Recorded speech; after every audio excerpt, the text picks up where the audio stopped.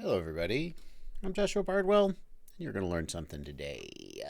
It's 8 o'clock Eastern Time, United States. It's Monday night, and I am streaming. And to anybody who was here at 8 p.m. yesterday, there were about 40 people who were here at 8 p.m. yesterday, and I had accidentally put the live stream event on the wrong day. So apologies. So just here I am, though. Sundays at 1 p.m. Eastern, Mondays at 8 p.m. Eastern. Those are the times I'm streaming for the foreseeable future. Anyway, welcome.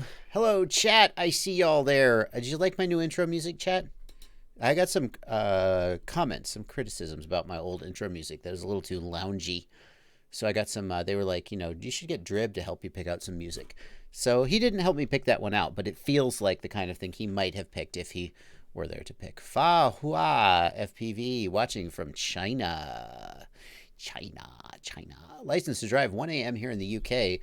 It's commitment right there, buddy. It's commitment there. Let's see here. 1 a.m. PT. Yeah. So we're here. We're going to do some questions and answer. If you're new here, that's what I do. I do Q&A. I basically spend all day answering questions from people. Facebook Messenger, email, Discord. And then every so often I get on the live stream and I answer questions from people. Hey, whatever. It's working for me. Elijah Purcell, what's up, brother? How was your weekend? First question is about my weekend. I had a good weekend. I've actually started a new schedule to try and organize myself a little better. Sunday I do a live stream. Saturday I don't post a video, and I do like yard work or whatever. I try to do anything else other than quadcopters on Saturday, maybe actually go fly. Sunday, I do a live stream and I work on like projects like fixing quads and stuff. And then Monday, I do a live stream and I take the time that I would spend working on videos to like update my website. And I'm actually working on another project. I'll spill the beans a little bit. Working on it's a book about FPV, and I know what you're thinking. Books? Does anyone still read books? Well, yeah. But it's a long way off. But I've been spending Mondays writing. I mowed. I did mow, playing crazy FPV. First mow of the spring for those who are keeping up. And I also have one other thing to say before we get into the questions, and that is that last Sunday, there were some glitches in my audio and my video, and so today I am streaming with OBS instead of XSplit. It's a different streaming program, and I hope that it's super smooth and awesome, and I hope you guys let me know how things are going out there. All right, so just so you know what's going on here, here's my desktop that I'm looking at right now, and of course, here's your chat right here, keeping up with the chat, answering as many of these questions as I can. Down here is the super chat, and there's so many questions that come by in the regular chat. There's just no freaking way I could answer them all. But if you hit this $ right here and put a super chat down, I always make sure to get the super chat questions. It just seems like the least I can do. If somebody throws me $5. Thanks, Jeff Carte. Thanks, James Trips. I'll get your question in a second. And over here on the left is my Discord. I do have a Discord server that is open. People say, well, okay, I'd like to join your Discord server. The Discord server, I answer everybody's questions, email, Facebook Messenger, you name it. But the Discord server is one of the things that I keep just for patrons. So down in the video description below, there's a link to my Patreon. And if you join the Patreon, it's like $2 a month is the minimum pledge level. And then you can get on there. Anyway, so that's what we're going to be doing tonight. And let's get into it. And I saw a question. Let's see. Oh, tonight I'm drinking gin and tonic. But don't worry, parents. I'm drinking responsibly. I will keep it together. It's hard. It's hard to remember that I'm an adult and I kind of assume everyone else is, but there's lots of kids who also watch my channel and presumably watch my live stream if they're not doing homework at 8 at night, and we try to keep it family friendly. So there was a question that came by, and I didn't even catch whose name it was, but it was asking about channel mapping. He just set up his QX7. It was having problems with channel mapping, and what I'm going to suggest you do is let's...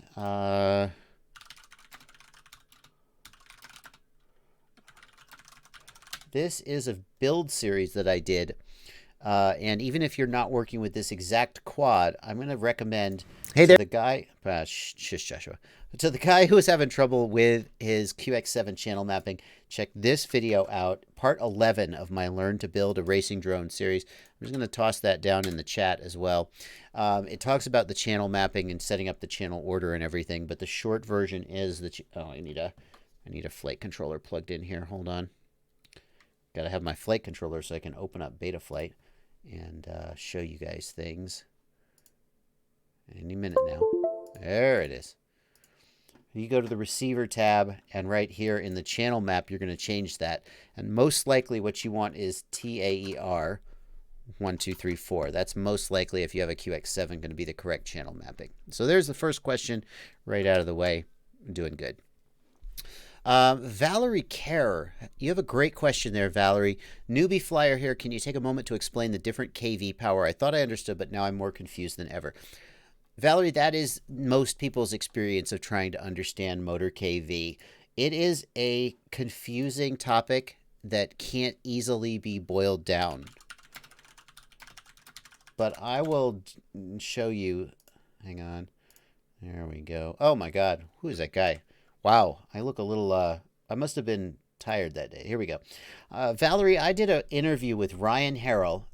He runs the website miniquadtestbench.com, and he knows more about motors than, oh, there we go. See, now I look pretty, ooh, that's a good look for me. I had more hair then. He knows more about motors than almost anybody. And if you check out this video, Quadcopter Motor Fundamentals, interview with Ryan Harrell, well, to be honest with you, Valerie, you will still be more confused. Let's see, can I, yeah, Valerie, I'm tagging you and I'm pasting this in the chat. To be honest with you, Valerie, you will be more confused than you probably were when you started, but who knows. The short version, Valerie, is the KV relates to the number of RPM that the motor will try to make when a voltage is applied across the phases, the poles, the phases. So if you have a 1000 RPM motor and you apply 1 volt across the pole, then it will try to spin, I'm sorry, a 1000 kV motor, and you apply 1 volt, it'll try to spin at 1000 RPMs. The actual practical effect is that a higher kV motor will try to spin faster at a given throttle position. And because it's trying to spin faster, it may make more thrust but draw more amps. That's the short version. There are also differences in the torque of the motor and how responsive the motor can be, but that starts to get pretty complicated. The short version is that the higher the kV, the faster the motor will try to spin. Yeah, so. What do SCL and SDA on my flight controller mean? Eric Dawes wants to know. SCL and SDA are the I2C interface. It's typically used for a compass. If you have a GPS with a magnetometer or a compass, same thing, built in, it'll use the I2C interface, the SDA and the SCL pads. That's what those are for.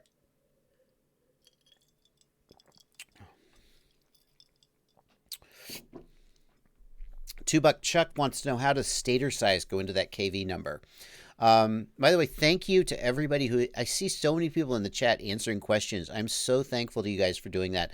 The questions come by so fast, and I do have a tendency to prattle on. So you guys answering questions when I don't get to them, thank you. You're awesome. Stator size and KV are completely independent, $2 Chuck. In general, larger motors tend to be lower KV. If you look at the motors on my Beast class rig, they're 50 millimeter size diameter. They're 5 centimeters in diameter. If you had a 2600 kV motor that was that big, it would try to spin at such a high RPM that it would just moving and accelerating that much mass that quickly would draw a ton of current and the battery couldn't handle it. So because larger motors have more mass, they tend to be lower kV because it's hard to make big massive things accelerate and decelerate quickly. However, it would be possible to build a 2500 kV 50 millimeter motor. You could do it. You just typically wouldn't. And typically, smaller stator sizes are higher kV. Larger stator sizes are lower kV, but that doesn't have to be the case. Jaden Baker, why doesn't RPM filter work in Betaflight 4.0 after remapping motor resources? Jaden Baker, the bidirectional D shot is very, very sensitive and doesn't, and they were like, they had to jump through so many hoops to get it working at all.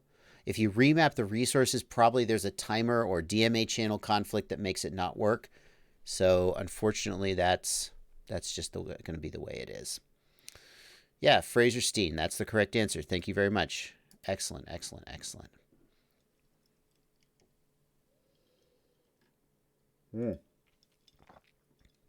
Sean H says, noob here having ESC problems. ESC number 1 can't connect to BLHeli32, but it spins the motor just fine. Any thoughts?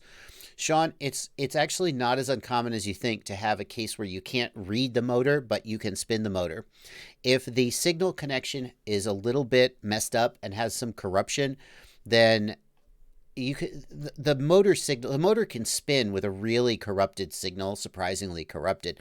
You'll lose some sort of resolution, but it will spin. Whereas reading the digital signal, reading the ESC with BLHeli, if there's any corruption, it just won't read. So usually that when you can spin the motor but you can't connect, it means the signal wire's messed up somehow.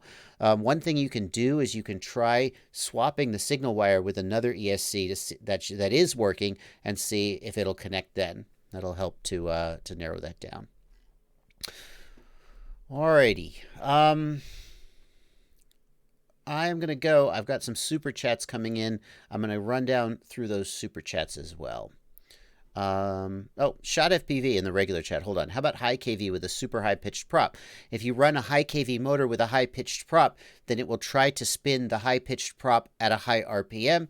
The high pitched prop will need a lot. It'll take a lot of energy to spin at the high RPM, and you'll get a lot of current draw. So in general, high KV motors are usually paired with lower pitched props, but the quad's weight also factors into it. So if you think about it, if the quad is really heavy and you have a high-pitched prop that you spin really quickly, it's going to take a lot of work to get that heavy quad moving. Whereas if you have a really super lightweight quad and a high-pitched prop, the lightweight quad will accelerate easier. So you'll see racers often running like a 50-50 or a 5x40 4.8, a really high-pitched prop and a high KV motor. But because the racer has an ultra-light quad, they get away with it. For a typical person, you're not going to want to pair a high-pitched prop with a high KV motor or you'll just kill your battery. Okay. Going through the super chats here, James Trips gives me, I guess it's Australian, $10. Thank you, James. Just want to say you're awesome. Wow, you give me $10 and you say I'm awesome. What's the other? I'm waiting for the other shoe to drop. Thank you very much, James. Jardude, 99 cents, 99 cents. I feel like, you just throw me $1. Okay. Thank you, Jardude. Matt Bowers, $5. Wondering about your quick opinion of Viking MP Super Wasp 2 X-Class Beast Class frame. I don't know a thing about it, but let's look at it.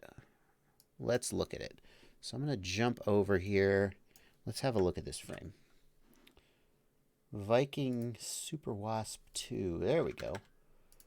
Let's see. I have to say, I mean, I'm still relatively new at X-Class. So this is an X-Class frame, which means that it is 1 meter or 800 millimeter in size. Which is why it's so big and spindly. Like, what size props are on there? 13-inch props?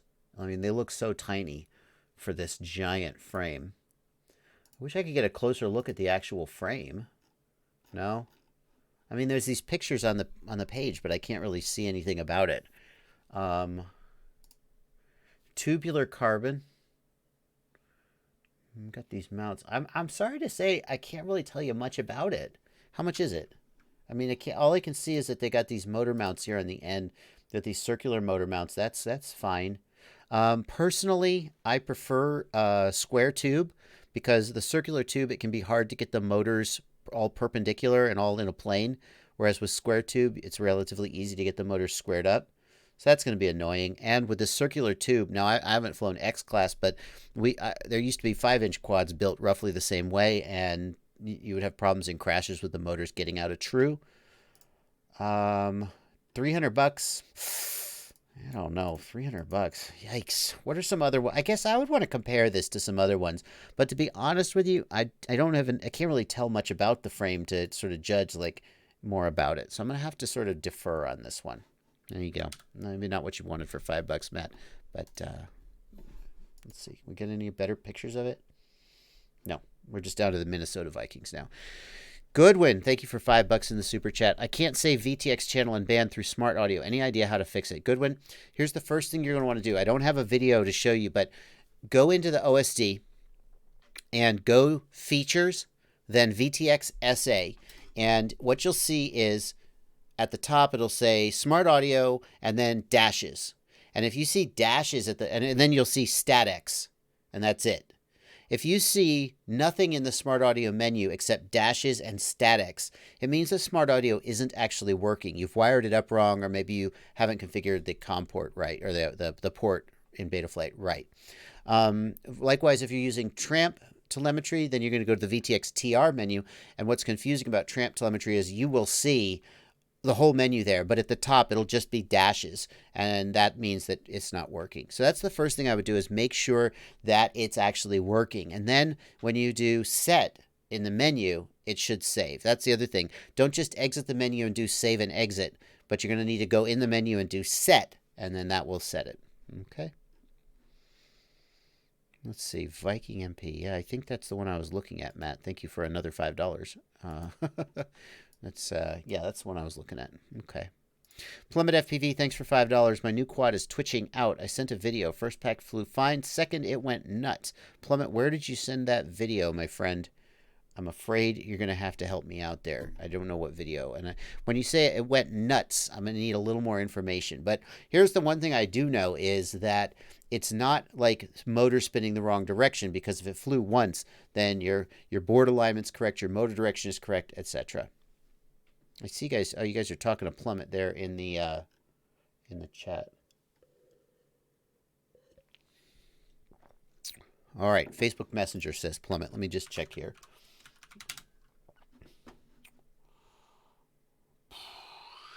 Adam Plum, that must be you.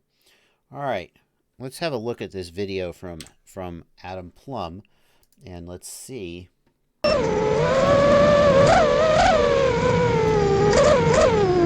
Okay, so those twitches are gyro. Your gyro is having a real problem. The gyro twitches, and then the motors try to sort of respond to the twitch.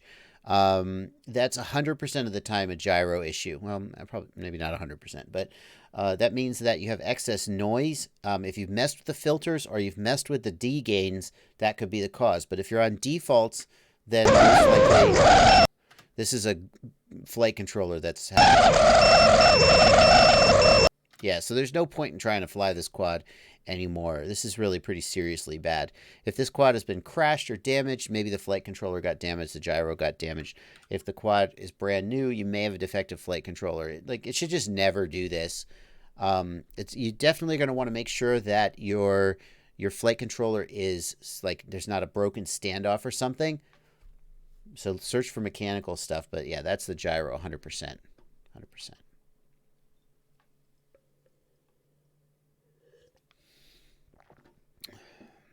All right, moving over to the Discord.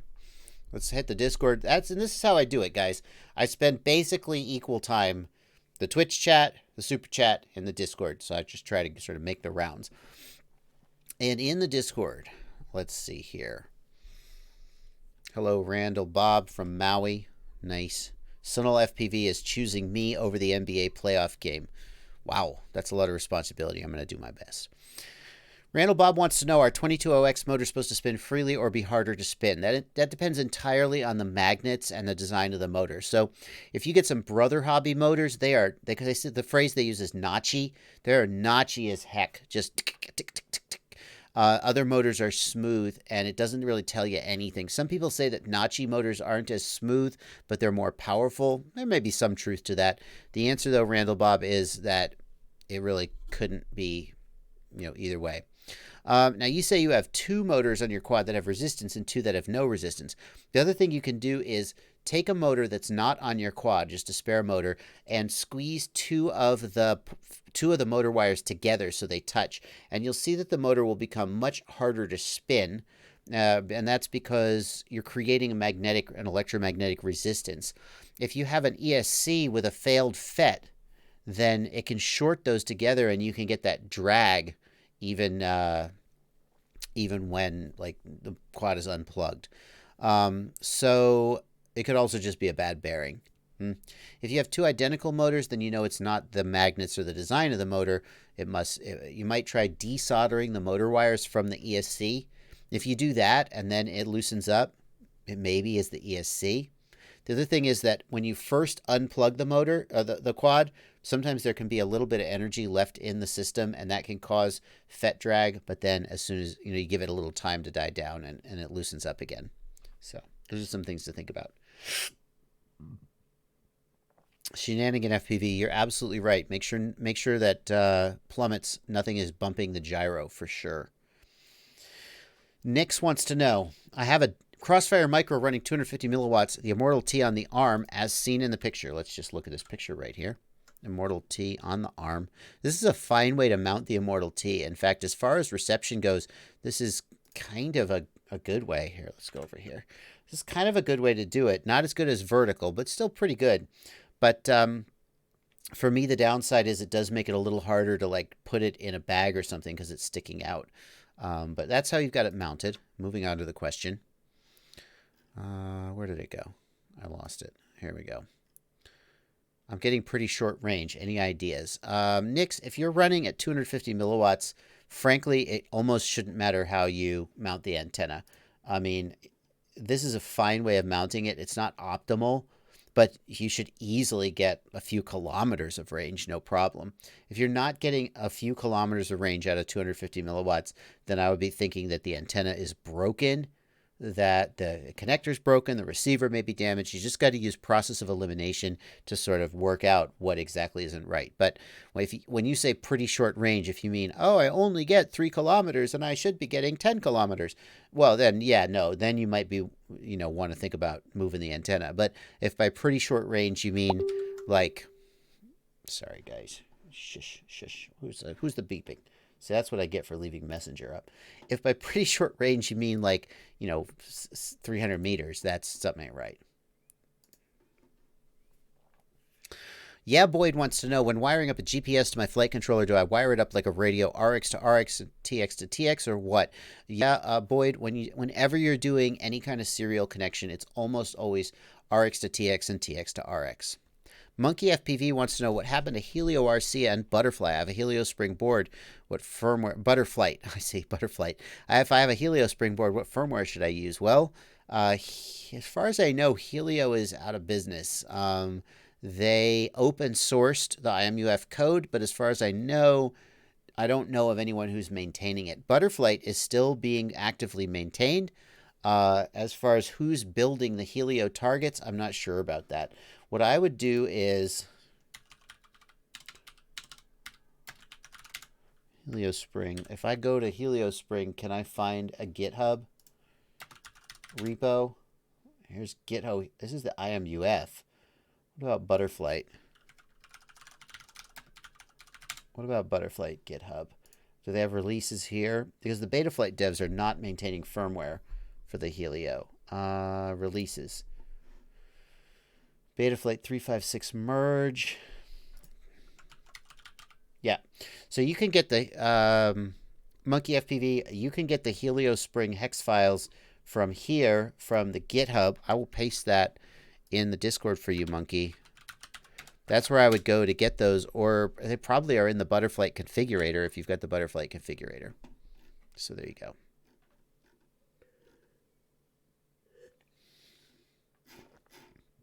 Okay. I have not. Terminal LCPL wants to know about the Beast class. I'm still working on fixing and figuring out what went wrong with it. The pressure's off since I've maidened it, so I'm not like rushing to get that video out. I finished the build, I maidened it.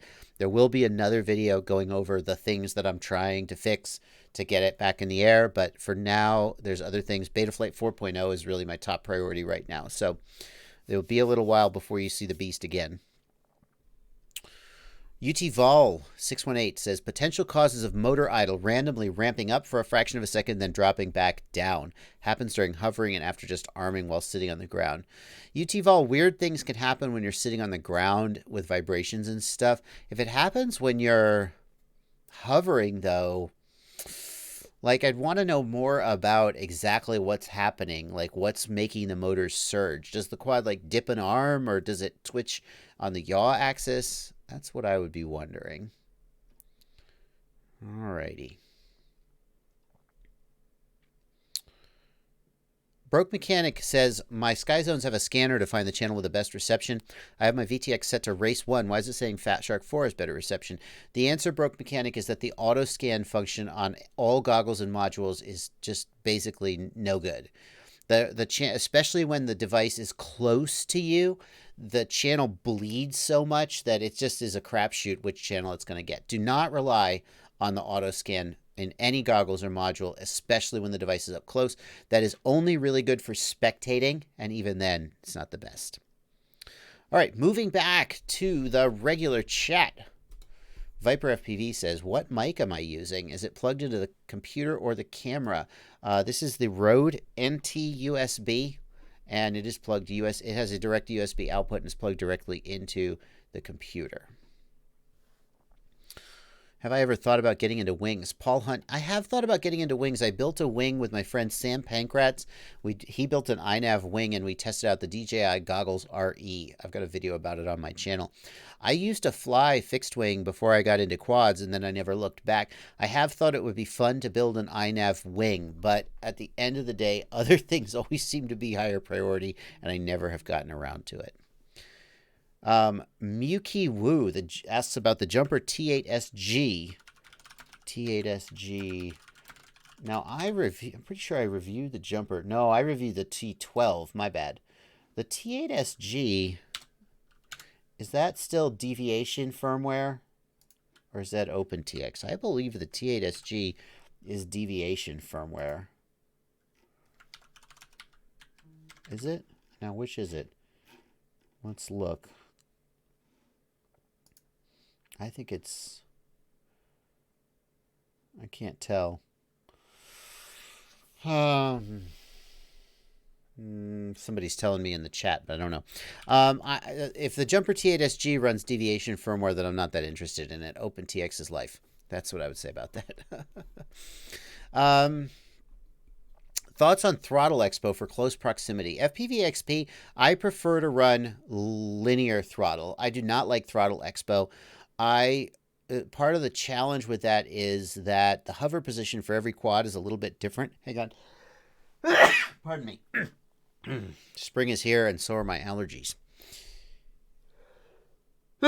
Wow. I apologize, guys. So, what was I saying? No, I didn't. John Larson, I didn't change anything about the stream, but I am using OBS instead of... Wow. We're in trouble, guys. I'm going to take my allergy meds. Let's see.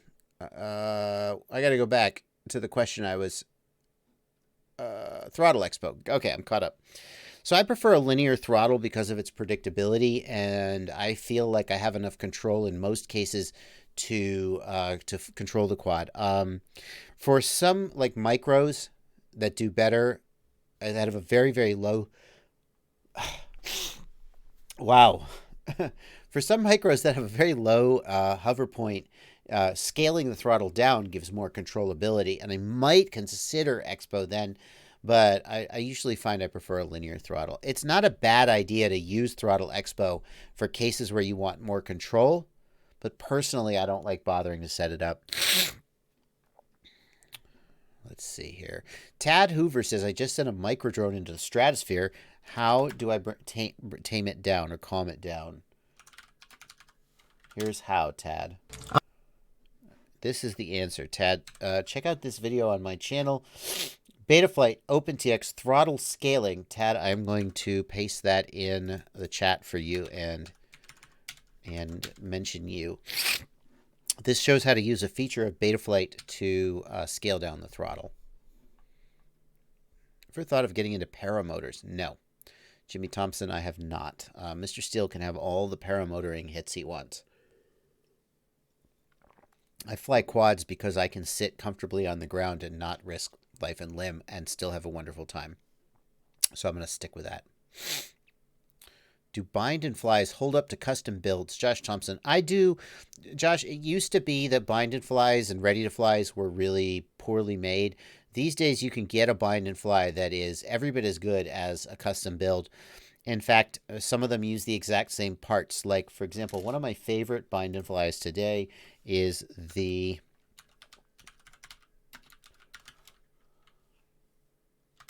Holybro Copus. This is a bind and fly racing drone. It's got T-motor motors. It's got a Holybro stack. It's basically got the same components you would use if you were building your own, and it's $315. It's a pretty amazing deal. Frankly, the reason why you would build yourself, here are the reasons to build your own quad versus buying a ready to fly. If you have very specific parts that you prefer to use, then you're gonna build it yourself.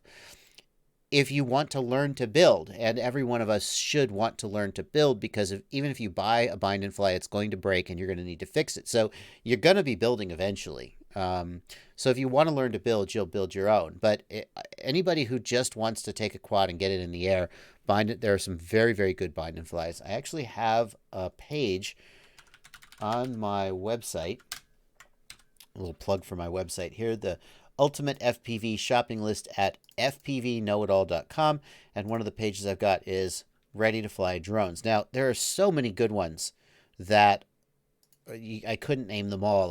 What I tried to do with this website is just pick a few really good examples rather than overwhelm you with too much selection. And right, there are a few of them here, including the Emax Hawk.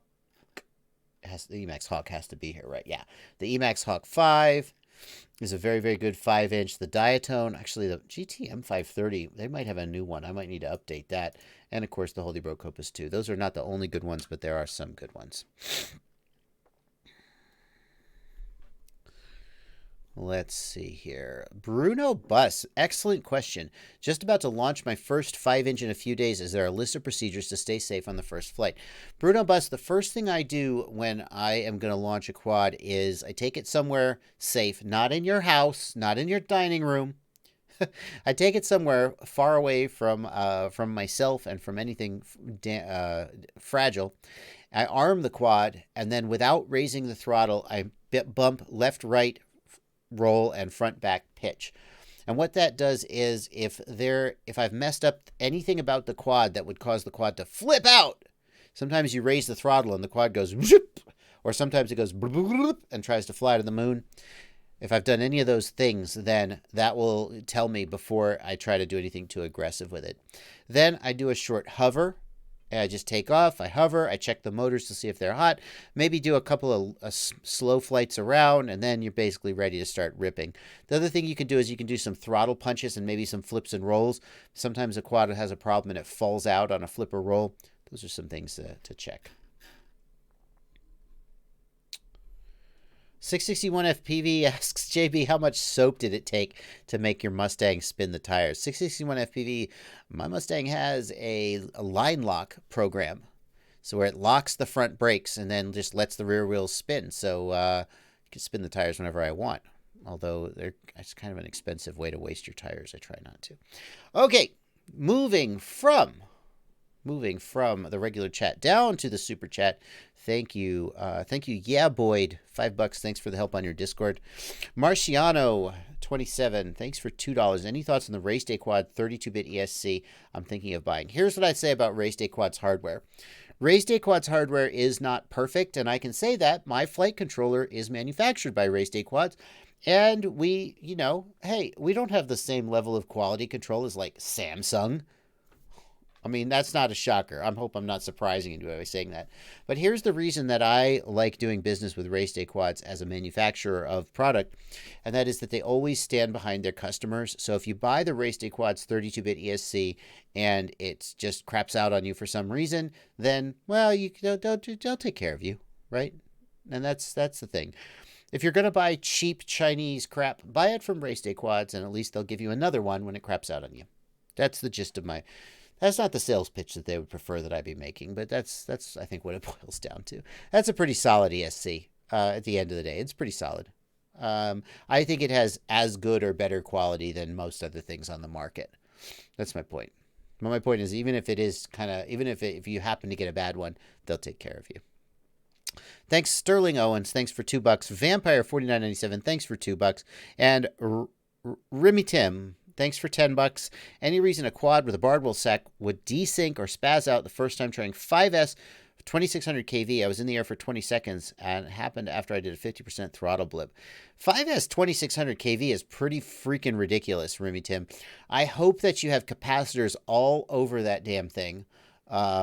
It's just such a high it's such high RPM that I think it's gonna stress things. I mean, we tested the crap out of that ESC on 6S voltage, but not 6S 2600 kV. So you definitely need a lot of capacitors. You're definitely gonna need to change the PIDs. You're not gonna be able to work with stock PIDs. So that's the answer to your question. If you have stock P and D gain, you need to lower them, and you need capacitors at the butt. So that's what I would say, Remy Tim. Thanks for $10. Tim, if you want to message me privately on Facebook, we could talk about that some more. Clarence in the Discord asks, you got a quick explanation for flashing hex file to BLA32 ESC? I'm trying to set up the RPM filter, and that's my biggest hurdle. Clarence, I have a video about setting up the RPM filter on my channel. The information in it is a little out of date because it's now in release, but the flashing is the same. So you can check my video about the RPM filter, and I will paste that for you into the Discord chat. Who is that? That's Clarence. Gotcha. Clarence, you're done. Got you, buddy. UT Vol says, the idle ramping happens even when I'm 6 feet or more off the ground. UT Vol, I wonder if you're talking about like a twitch or if it's actually just kind of going, I don't know. Let's see a video of it, UT Vol, if you can get one so we have a better idea of what you're describing. FPV Dream says, in response to my comment about Autoscan not working, OMG, I've been using Autoscan forever. No wonder my video is shit. Yeah, no, don't use Autoscan to find the channel. I mean, if you have just no freaking idea what channel someone's on, it'll get you in the ballpark, but it won't get you onto the right channel reliably. Matt Volley wants to know 2306 or 2207 motors. For me, I like 2207. They have a little bit more top end and a little bit more sort of poppy throttle curve, whereas 2306 is a little more linear and a little more low-end torque. The difference is pretty subtle, and if you actually gave me two identical quads, one with 2306 and one with 2207, I might not be able to tell the difference, but I like 2207.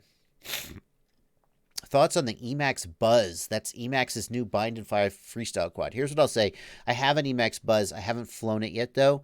I've just been so busy with other things, but Emax has such a great history. The Emax Hawk is an amazing 5-inch racing quad. Just cannot believe how good that thing flies. Their tune on it is so good. It's so well designed. I love it. My review of the Emax Hawk is one of the most positive reviews I've ever done of a quadcopter. So if Emax, and the Emax Tiny Hawk is pretty freaking good, although not perfect. So I think if Emax, and the Emax Baby Hawk is amazing. It's an amazing 3-inch or 2-inch quad. So if Emax has done with the Buzz what they did with all the others, I think it's going to be excellent, but I haven't actually flown it yet. Matt Volley wants to know, how do I calibrate the current sensor? There is no, Matt Volley, I have a video about how to calibrate the Betaflight current sensor. Let me get that for you.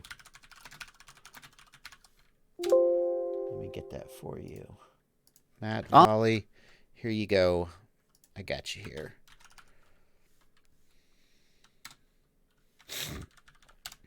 Boom, gotcha.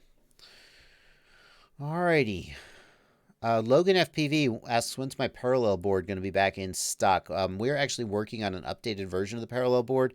One of the things we're going to change is that there's going to be an on-off switch for the voltage checker, so it doesn't kill your batteries if you leave them plugged in overnight, which you shouldn't do, but if you do, it won't kill your batteries. And the other thing we're doing is we're changing from the color-changing tape to a color-changing paint on the polyfuses, so that just the tape comes off sometimes. I'm not sure when it's going to be back in stock, though. I don't know when all the elves will have done it. Okay, back to the regular chat. Here we go. Let's see. Alpha Flight also was flying with Autoscan and just learned something. There you go. I have not, MC Creations, I have not opened any bottles with the buzz yet. I haven't. Emax is a great company, FPV Dreams, I do agree. Ricky C., you're right about the motors on the Emax Hawk. That is the weaker spot of that. Those Emax RS series motors are lightweight, but they're also a little fragile. You're right. If I was going to complain about the Hawk, that's what I would complain about. But the damn thing flew so good. I expected so little from this quad, and it gave me so much. And I just can't get over that. R12 says, will Betaflight RPM filters be implemented in the Betaflight configurator filter tab in the future? Is that for now just a test thing? R12, the RPM filter is not yet fully ready for prime time. That's why the Betaflight devs have not pushed it into the GUI. The way that the development works is when new features come out, first the Betaflight devs test it and don't even make it available. And then it's in the command line for a while, so you have to really work to turn it on. The average person won't just stumble across it. And then after that, it gets into the GUI. Okay? So perhaps in Betaflight 4.1, we'll see the RPM filter in the GUI, but for now, it's still preliminary enough that it's only in the command line. Triggertown Hero. Vincent G. wants to know if he can have the reverb on my wall. I don't think I have a reverb on my wall behind me. So,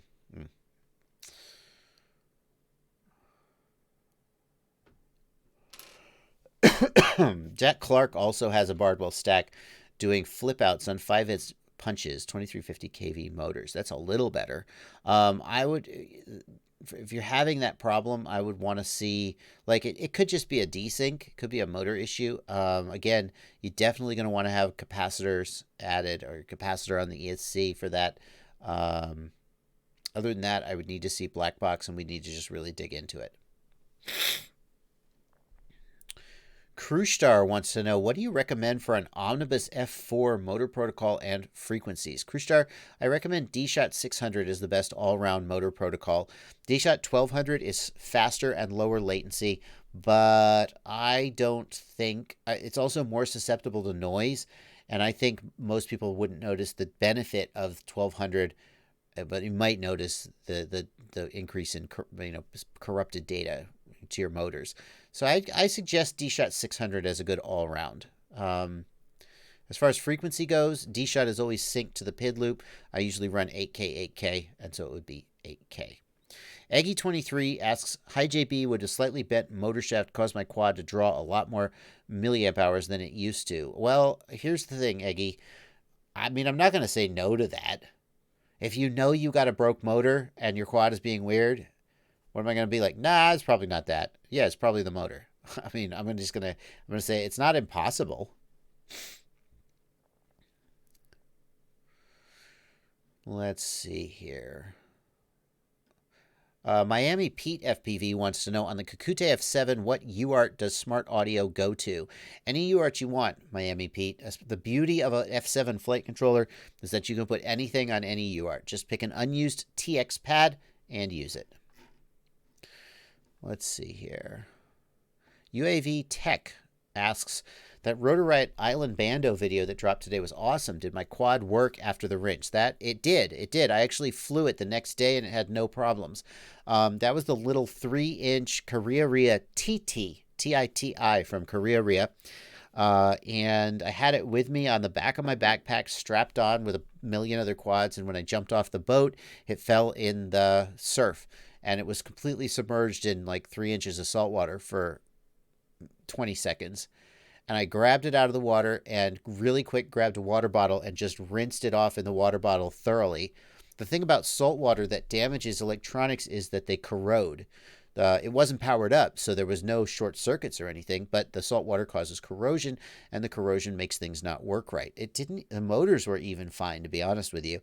I rinsed it out. It was fine. You may find if you have a quad that gets wet like that like it works the day after, but then it stops working the week after because the corrosion kind of settles in.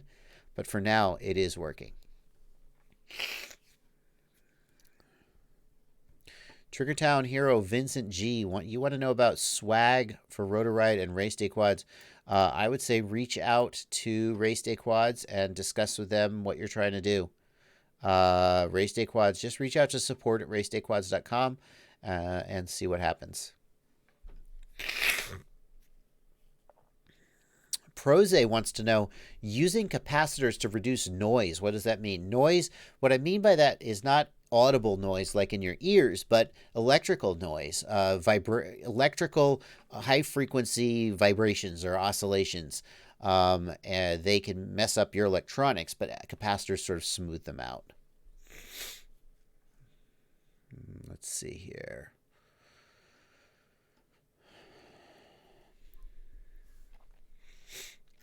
Let's see.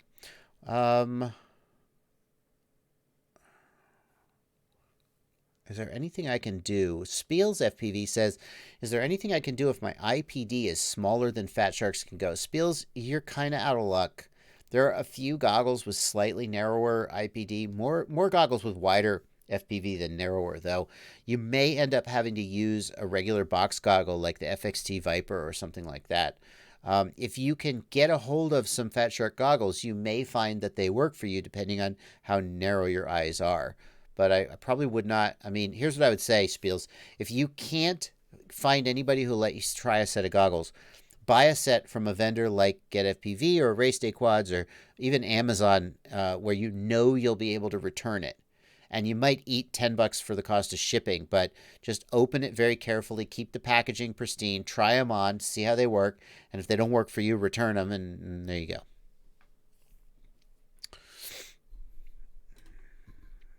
Sofa King FPV wants to know, what's my take on the Popo motors? I think the Get FPV Popo motors, let's just put a picture of that up for us.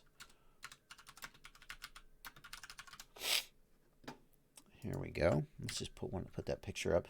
This is the, well, actually, this is a little out of date. This is the Lumineer Popo Quick Swap 2206 motor. And the way the Popo shaft works is that there are these little spring-loaded ball bearings that engage with the prop.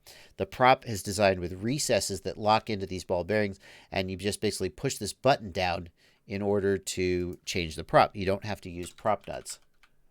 Let's look up here's the Zip motor, which has the Popo Pro shaft. This one doesn't have any threads. You just use a tool, like a hex driver, to push in this button. My take on it is this. I'm absolutely sold on its reliability and durability.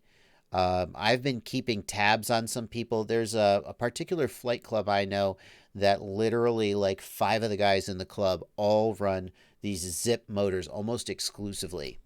And they beat the hell out of them. And if they didn't work, if they would let them down, they wouldn't use them. So I'm sold on their durability and their reliability. Are they perfect? No. Are prop nuts perfect? No. Prop nuts, you turtle mode and they loosen up and now your prop's loose. Well, you know, sometimes when you put a Popo prop on, you don't lock it in fully and it comes off while you're flying. So nothing's perfect, but the Popo system absolutely is worth considering. The ease of changing motors or changing props it's so nice. You don't have to get out a wrench. The downside of the Popo system for me, especially the Popo Pro system, is that because the motor doesn't have threads, you can only run Popo props. You cannot run any prop that, so if your buddy has a set of props, he's like, hey, you should try these. Well, you can't. So that's the downside. Yeah, Popo, if you're thinking about going for Popo, but you're like, well, yeah, go for it. That's what I would say. UAV Tech, what's the scoop with the new TBS smart audio protocol? What's the advantage? Why change? UAV Tech, I don't know the ins and outs of smart audio 2.1 versus 2.0, but I do know that, like, if you look at the new Evo video transmitter from TBS, it's got the built-in OSD, and it feels like TBS is designing their own ecosystem. In fact, I've heard rumors of TBS actually, this was on Facebook or something, that they're actually working on their own flight controller, not a Betaflight flight controller, but their own flight control software. So it feels like TBS is defining their own ecosystem, and probably the Smart Audio 2.1 is part of that. I don't really know the technical differences, though. Billy Presley gives $10. Thank you, Billy Presley, in the super chat, and asks, What could cause my VTX to keep going back after about 2 packs? I've tried different powers and antennas. Is it just overheating and shutting down? Billy, the VTX should not go to black when the props are spinning. Some VTXs will overheat and shut down if the props aren't spinning and there's no airflow. They're designed to operate in the airflow from the props. But if the props are spinning, I mean, it should not be shutting down and going to black. That's for sure. So at that point, can you swap the VTX? If the antenna or the antenna connector is broken, the pigtail, then the VTX will overheat and damage itself. So that may be something that's going on. So I would just check the VTX for any physical damage. Check the antenna that is connected securely, that the pigtail is not broken, and make sure that you're running airflow over the VTX. John Larson asks, is there any small race wire that will fit the Acrobrat arms? That's a tough one, John, because the Acrobrat frame has really, no, not Acrobat, Acrobrat. Thank you. The Acrobrat frame has really thin arms. Let's just pull this up. Acrobrat.com. So I'm not sure what the thinnest race wire is. I got to tell you, though, even if the race wire was slightly wider than the arms, could you not just go ahead and use it, John? I mean, why not, right? Yeah, okay. Looking over in the Discord now. Headed to the Discord. What do we got?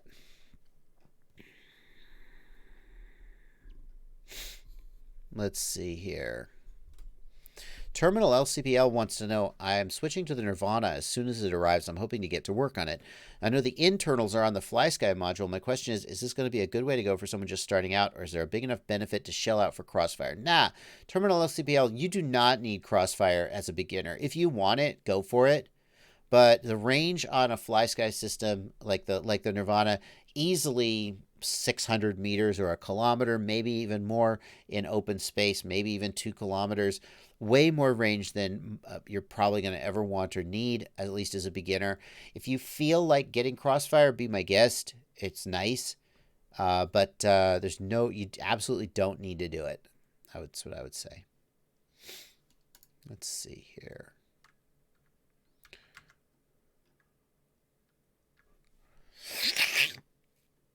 What are my thoughts on the Diatone PNP GT M205.6? Let's find out.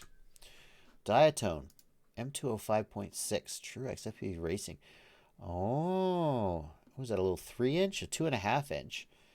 Diatone has a really good history with this type of quad. I'm not sure how this would stack up to some of the other 2.5 or 3-inch quads, but the electronics are always really full featured. Their flight controllers are they get a lot right with their flight controllers and stuff. And their metal frames and cages are super durable. So overall, I'm inclined to like it, but I haven't actually tested it or flown it.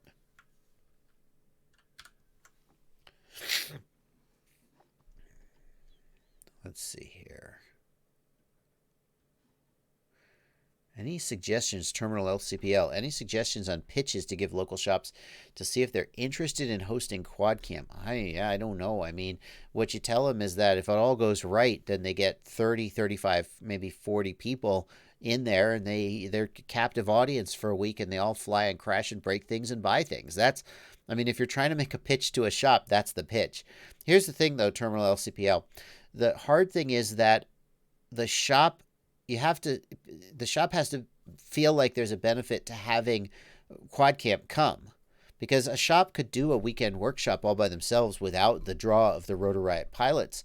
And would it be as good? Well, of course, I'm going to say no. Of course it wouldn't be as good, but the shop needs to be really convinced about that. If they're not already on, if you pitch quad camp to a shop and they go, I don't know, well, it's probably not a good fit. You're probably not going to convince them of the value if they don't already know who Rotor Riot is and what Quad Camp is.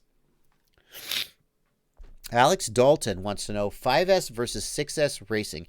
Here's what I'm going to do, Alex. I was just talking to another Alex Vanover, about that. And I'm going to hit him up right now, and we'll see if he answers. Hey, somebody on my live stream is asking about 5S versus 6S racing. Do you want to throw out an opinion? Let's see if he answers me. Now we're going to move on, and I'll come back to that. But Slicer FPV says, having trouble getting the Unify Evo Smart Audio 2.1 to work with my quads on Betaflight. Does anybody know, UAV Tech, you're around, you're in the chat. Does anybody know if the Smart Audio 2.1 fix made it into Betaflight 4.0? I'm not sure I ever heard a final word on that. Betaflight has not worked with Smart Audio 2.1, which is the version of Smart Audio that is in the newer TBS video transmitters, and I'm not sure whether the fix has made it in. So let's hope somebody in chat chimes in with that, but that could be your problem if that fix didn't get it in. I can't pronounce your name because it's not in Latin letters, but this person asks, Josh, besides rapid fire, which is almost impossible to get, what FPV receiver module do you like the most? That's a really good question. I do like rapid fire the most.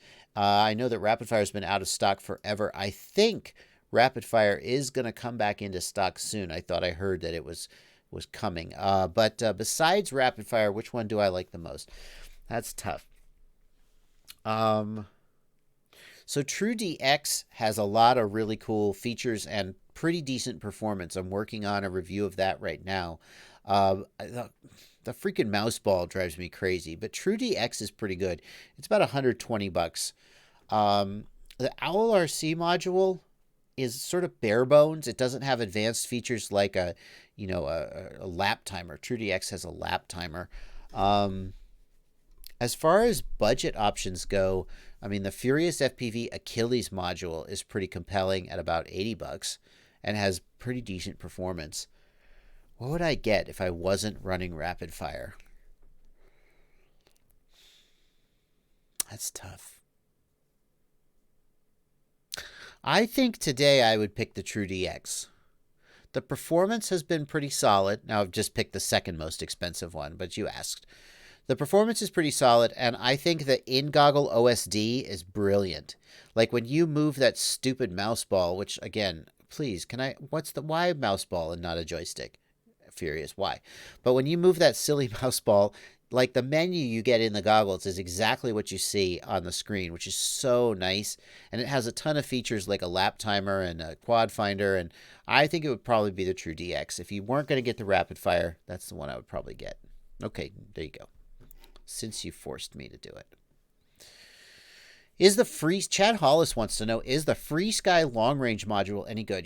Chad, you're talking about the R9 module, and here, the FreeSky R9 module, in my opinion, it is not as universally reliable as the Crossfire.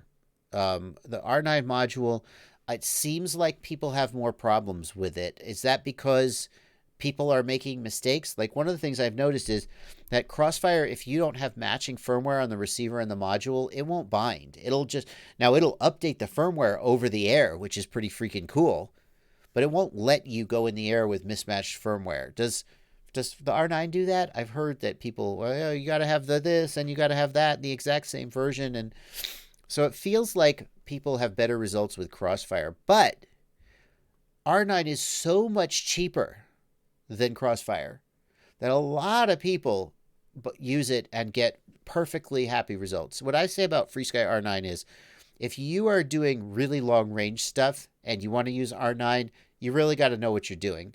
Whereas if you're doing long range, you really got to know what you're doing. But Crossfire is a little bit more foolproof for long range stuff, but for shorter range stuff, like, just regular flying around the park, R9 is more than sufficient. It'll give you a much more reliable link than 2.4 gigahertz in many situations, and it's more than good enough. That's what I would say. Vampire 4997 is pointing out that R9 also won't bind if it's different firmware. I'm not sure what I was hearing, Vampire, that there were people who were like not on exactly the same firmware version, and we're having problems. Maybe I misunderstood what was going there. Let me mute that tab real quick so that nobody is bonging in the background of my live stream.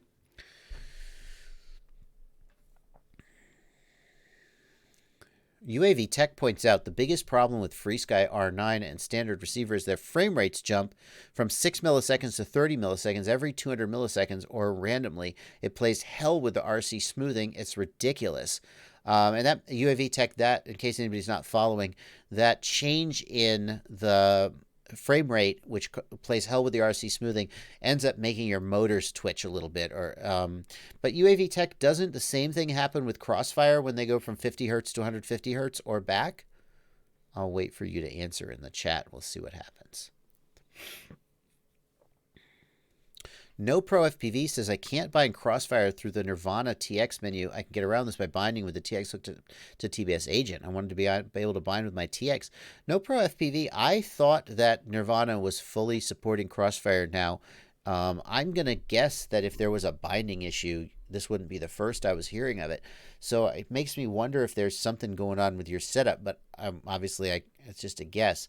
I would suggest you reach out to Underground FPV, but I have heard complaints from some people that they're not as responsive to support requests as you might hope. But that's what I would do as NoPro, is I would reach out to them. It might be worth reaching out to TBS to see if they know of any issues. TBS tech support is usually very responsive, and perhaps they've heard from other customers running the Nirvana who've had the same problem. I haven't heard. This is the first I've heard of that, though. NoPro FPV. Is it okay? Michael Lampo wants to know, is it okay to charge a 100cc LiPo to 15.2 volts? Those two things are unrelated. The C rating refers to how fast the LiPo can discharge. The voltage you're charging it to is unrelated to the C rating. But 15.2 volts, if I just real quick check my math here, 15.2, I'm assuming it's a 4-cell. That's 3.8 volts per cell. That's storage voltage. So yeah, that's fine. I think something's been lost in translation on this question. UAV Tech says, yeah, Crossfire does the same thing, but at least that locks onto one frame rate for a while. I have R9 and like it. Oh, so R9 is changing like every few hundred milliseconds or something, whereas Crossfire will be like 10 seconds on the same frame rate and then change. Yeah, okay. Clancy Agan says, scripts crash due to SD card. What card do you recommend? Just any, like a SanDisk Class 10 card. Unfortunately, you can't get a card much smaller than 8 or 16 gig, which is way more than you need for a QX7. But just any cheap SanDisk card. The card that comes with the Tyrannus is really garbage and should be thrown out immediately.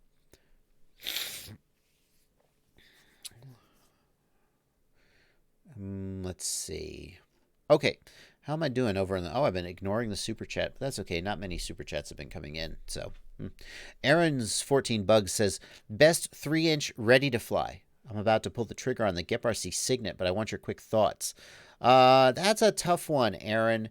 The thing is, the 3-inch market is expanding so quickly that it's really hard to see what's the best. So here's what I'm going to do. I'm going to reach out to... See, I'm calling in help. Best 3-inch ready to fly. And go. I've got a friend here in Knoxville who flies a ton of micros, and I trust his opinion completely, and I'm asking him right now. I guess technically Aaron's 14 Bugs, I should give him this $5 too, since he's going to answer your question, not me. Let's see what he comes back with, and I will get back to you on that. Let's see here. TBS 2.0 was merged on February 13th, so it should be in 4.0. UAV Tech points out that Smart Audio 2.1 was merged on February 13th, so Betaflight 4.0 should work with the new TBS VTXs and Smart Audio. FPV Dream says the best 3-inch is the Diatone R349. That's actually a good point. Diatone R349. I've heard so many people saying positive things about the Diatone R349 as a great 3-inch, and of course I was just talking about how good Diatone bind and flies usually are. I famously didn't like the 239 with the flexible frame, but this one people are raving about. So Aaron's 14 Bugs, maybe check out the Diatone R349, perhaps. In fact, here, let me just make a little link for that, and we'll paste that in the chat. Good point. Terminal LCPL in the Discord.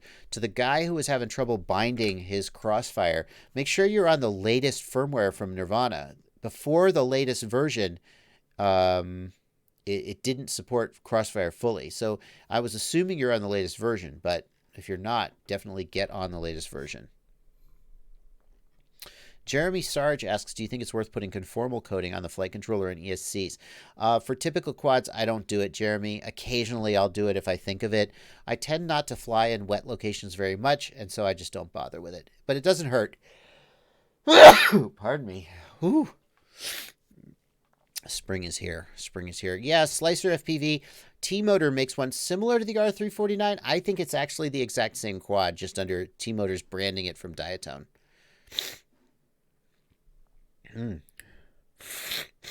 Mechanic Guy 78 in the Discord wants to know, for your budget build parts list, are there any plans for adding options for longer flight time or more power for cruising, or is it just a proper motor change that would accomplish that? There's no plans to update that at all, Mechanic Guy. I will be working on another build. I'm thinking like roughly seasonally is a good time to do those. Also, the current one is out of stock. It's been out of stock for weeks. I think I made a mistake by giving an exclusive to one store, because then when it goes out of stock, just no one can get it forever.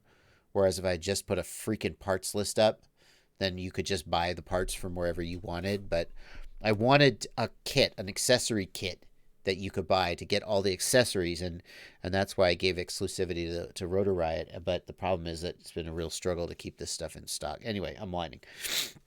So I will be doing another build, but if you wanted more flight time for cruise type flying, what I would suggest you do, can you get the CL1 in a 6-inch?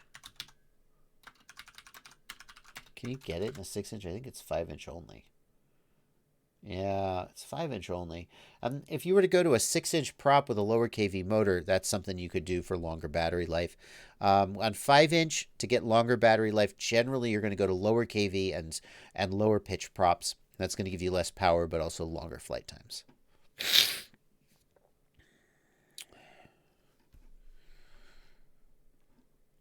Let's see here.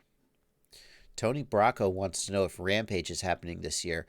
I used to say that I think it's going to happen, but I have since heard that it doesn't seem like the financial situation is going to let it happen.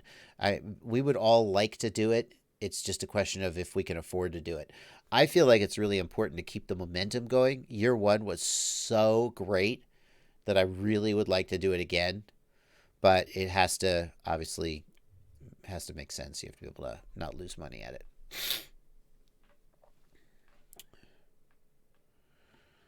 Jonathan Crum from Underground FPV has a recent video on the Nirvana video about the Crossfire. No, side Efka, it's not, I'm not sick, it's allergies. It's just, it's spring and allergies are getting here, so I have to start taking my allergy medicine every day. Rise Greenable wants to know about my X class. You mean my Beast class? It's there. It's right over there. I replaced the broken ESC. There are a few other things I need to do before I put it back in the air again. I need to twist the signal and ground wires very thoroughly. I need to put a capacitor here or there. There's a few other things I need to do before it gets back in the air.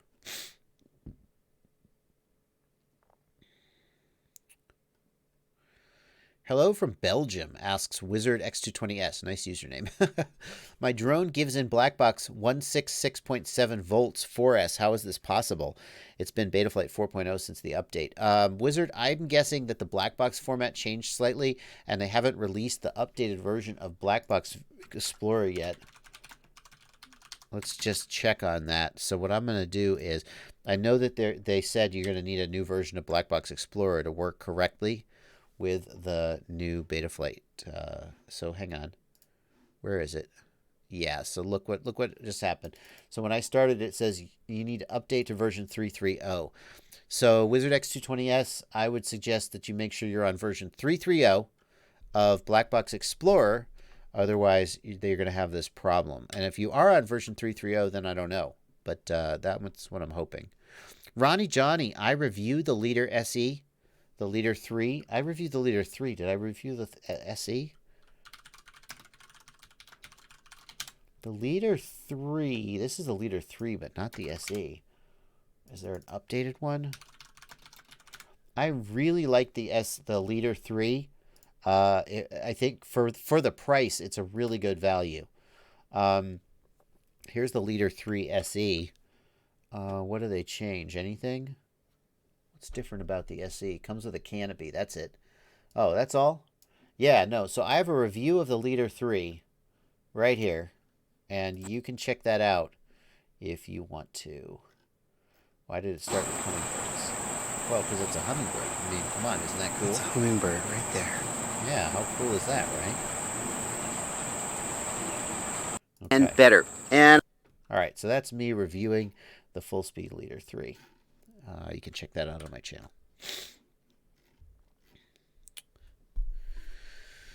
Alrighty, can I expand on the R9 and frame rate issue? I have one on the way, but I don't understand the issue. So Rob Milan, Betaflight has filters that smooth out the stick inputs.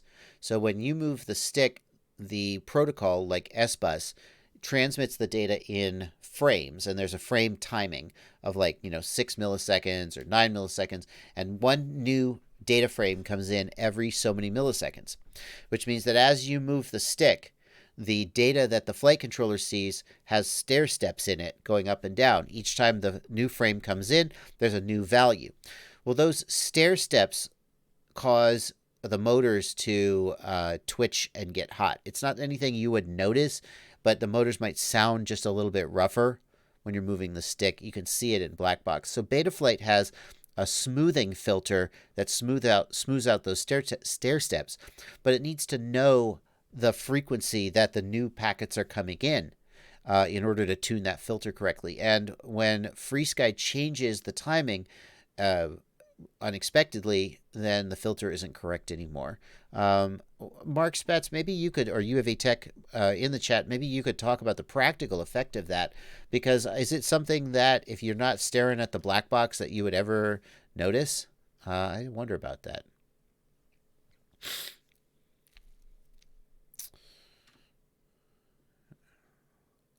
Okay. Clancy Agan, thank you for $5. No question. John Larson, Gesundheit. Thank you, John. What recommended motors for the Hawk 5?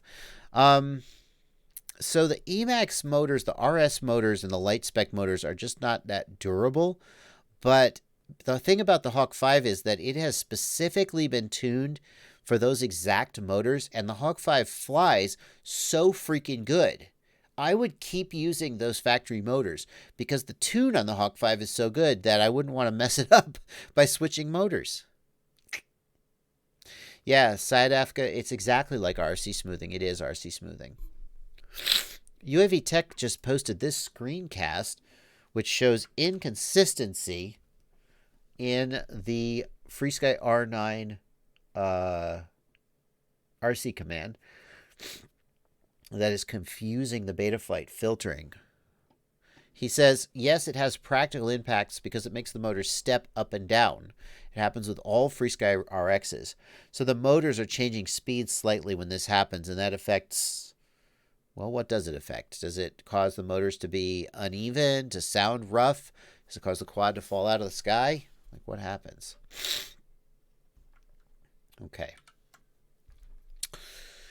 License to Drive says, I drowned a 77-pound ESC a week ago. That's pounds sterling, the money, not the pounds. I wasn't flying. I rode through a 12-inch deep puddle and killed my e-bike. Yikes. If your e-bike can't take a puddle, it's probably shouldn't be riding it outside, especially if you live in the UK where there's a lot of wetness.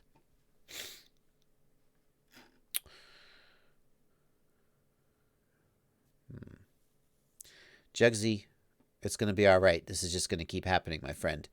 I could blow my nose, but it wouldn't be clear for very long. I just have allergies, and till I get into the allergy meds for a few days, this is what we're going to have to live with.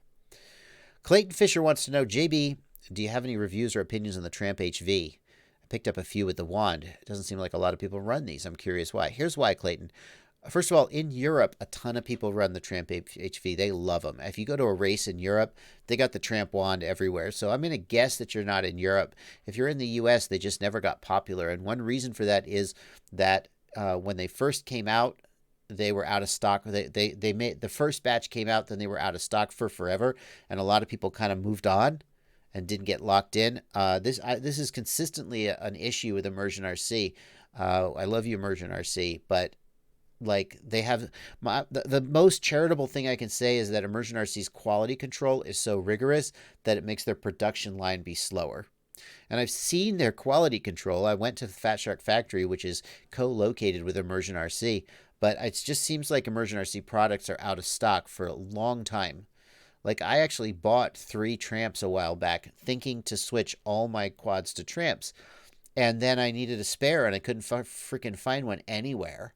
And I was like, well, okay, so much for that. So that's why I think they're not more popular. That's my guess anyway. Realistic. Hey JB, I just got my new flight controller and ESC. Any tips for soldering the XT60? My TS100 can't get hot enough to fully melt the solder.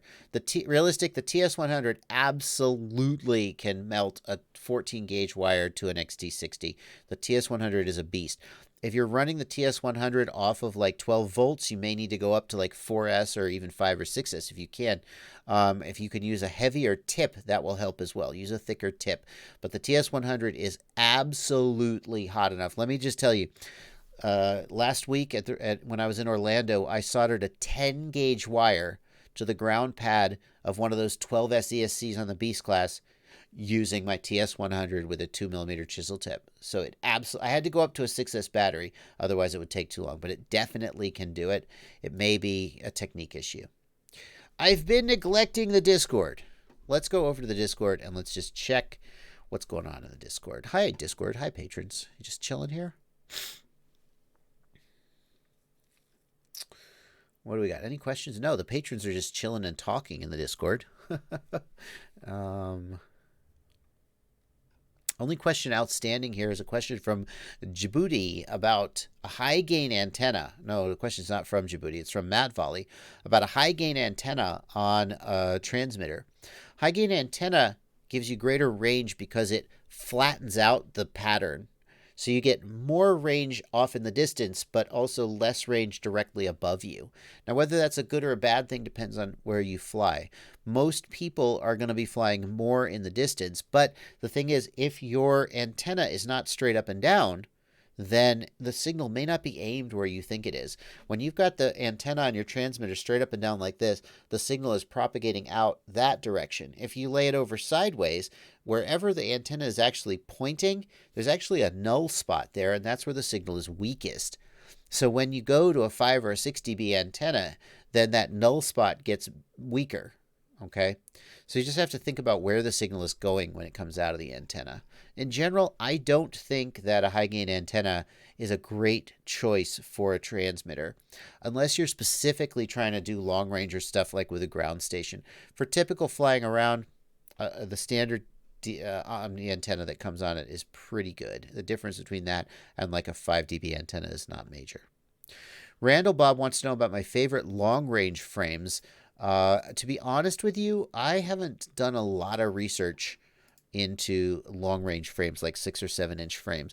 Obviously, Armatan makes a 6-inch or maybe even a 7-inch version of their frames, and I'm sure you can't go too wrong with Armatan. There's so many other good ones out there. The Raggio Lungo is the one that the guys were using, that TAC FPV was using when he came over and flew. Those are some I've seen people use, but as far as one that I can personally vouch for, don't have enough experience to really do that. Randall Bob, between the split, the Cadex, and the mix camera, these are all high-def cameras that record to the DVR on your quad. Between the split, the Cadex, and the mix, I think the Cadex is my pick. I've had several micros with the Cadex in it and had good results with it. The Foxeer Mix is just now coming out, and what I've said in the past is that every single one of these cameras, the Split Micro, the Cadex, they have all had problems with their first production run. There's always been something about it that wasn't right, and I hate to say it, but I think it's likely the Mix will be the same. Maybe Foxeer will knock it out of the park right out of the gate. Maybe so. But I think I would hold off on the Mix until, it's been a few months and we make sure that everything is solid. For now, I think the Cadex is the one that I recommend. Let's see. Djibouti points out the iFlight XL8 is a great long-range frame. 6-inch gap it from X-Hover. What's an easy way, FPV Dreams asks, to find out which channel and band is best on a VTX? FPV Dreams, I feel like the best way to do that is with the Immersion RC RF power meter. Immersion RC RF power meter. Where is it? Hang on.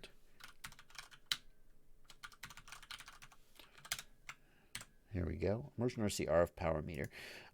This is this is about an $80 device. This is my review of it, and it can tell you how much output power your VTX is putting out. It is not perfect. It is not as good as a $4,000 or $40,000 spectrum analyzer, but as a rough, to answer the question, which channel is the strongest, I definitely think that it is more than sufficient, and it's worth having in your toolbox. So that's what I would recommend. Volk and I talked about the Diatone M2506 earlier. That's why I'm ignoring your question about it in the live stream now. Chamber points out the only thing bad about Armatan and long range is that when you lose your long range quad 2 miles out, you can't claim your Armatan warranty on it because it's gone. It's a good point. It's a good point, Chamber. Jay says, did you see Oscar Leong's update on the RunCam 5? Will you be looking at in the future? Man, Oscar Leong is in good with RunCam. I'll tell you what. He is in good with RunCam. He gets first pick of all of this stuff. RunCam is coming out with the RunCam 5, which is, here's a picture of it. Thanks, Oscar Leong. A little plug for you there, buddy. I'm pretty sure it's not out yet. Under $100. Similar form factor to the Session 5. 4K 30 and 2.7K 50. Not bad. The real question, though, is going to be, what's the video look like? It is pretty cool that it's the same size as the Session 5. The Foxier box is not. It's a little bigger, and it means you need custom mounts. Yeah, the real question, though, is what's the video going to look like? The RunCam 3 was pretty solid, but a lot of people didn't like... Oh my gosh, you for real? Do you have to change the settings in an SD card? Oh, surely they'll have an app. Oh, no, they took the Wi-Fi module out. OMG. You have to... Are you for real? You have to change a text file on the SD card in order to change settings? 0 out of 10. No, that's really too bad. So there's an online, but in the field, I can't easily change from 1080 to 2.7K. That's unfortunate. Let's check the bit rates. Let's see. 60 megabits per second for 4K 30. That's not great, but it's okay. 60 megabits per second for, let's see, 2.7K 50. That's fine. That's good. 1080, 60, 30 megabits per second is acceptable. That's not bad. And battery life. Yeah, this all looks pretty interesting. But the video quality, at the end of the day, that's what's going to... people are going to need to see before they can make a suggestion or make a decision.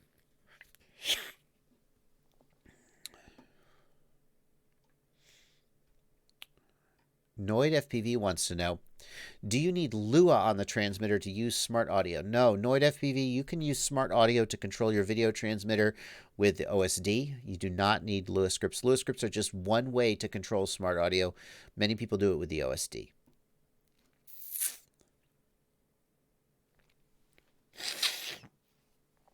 Apologies for the sniffles, guys. My allergies are starting to kick in. I need to start taking my allergy meds. So for now, we're just going to have to deal with the sniffles. There you go. Ray Sanchez wants to know, why can't I see my video feed on my goggles when I power up the quad with a battery, but I do see it when I connect to USB on my laptop? Well, Ray, I would want to make sure that the video transmitter was powered on. So look for the LEDs. Maybe there's something about the way you've wired up power to the video transmitter that means that it's not powering up from battery, but it is powering up from USB. That would be very unusual, but it could be done. That's the first thing I would want to check, Ray. Make sure it's powered on. If it is powered on, then I am really at a loss because there's nothing. Why else would it be plugging in USB make it work? So, how are the tires on my Mustang? Francisco Silva wants to know about the tires. Now, what you're referring to there is this. Let's see if I can find the actual video that Bot Grinder put out. Oh shit! What up, guys? Where's the video? Yeah, this is it. The reason people are asking about my car? There ain't the half of it. Oh, I can't use this music. I gotta mute this. Can't use this music. I'll get copy struck. Where is it? Bot Grinder. Yeah, there we go. So these guys were all like, "Do a burnout. Do a burnout." So yeah. So I did one burnout for them. There you go. That's why people are asking about my tires. And I just want to say, I'm not the kind of guy who does burnouts. I don't. Well, he's just turning money into smoke. It's just silly. But for Bot Grinder and Cricket, I'll do a burnout. Okay. Pollen. F. Pollen. James Trips, thank you for $5 in the super bat, James. Oh, and I see there's another one too.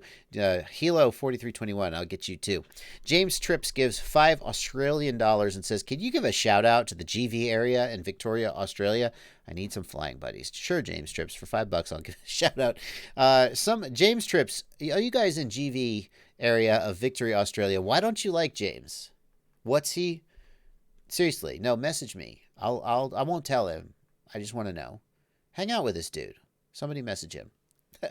How do you find people to fly with? The answer, in my opinion, is that if you go to the MultiGP website, say to turn a joke into an actual answer. If you go to the MultiGP website and you go to chapters and you go to view chapters on a map, and then what I'm going to do is I need to find Victoria, Australia. Now, I don't really know where that is. I know where Australia is. Thank you. Where is Victoria? Here's what I'm going to do.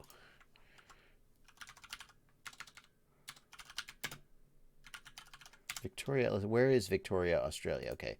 Oh, it's near Melbourne. Okay, it's near Melbourne. Where's the GV area? Okay. Here's the best you're going to get, though. Let's zoom in on the Melbourne area. The Melbourne area. How am I doing? There is one chapter in Melbourne. There's one chapter in Melbourne. You need to hook up with these guys in Wantirna, South Victoria. Okay? That's how I find groups. James Trips. Hook up with these guys. Okay, there's your answer.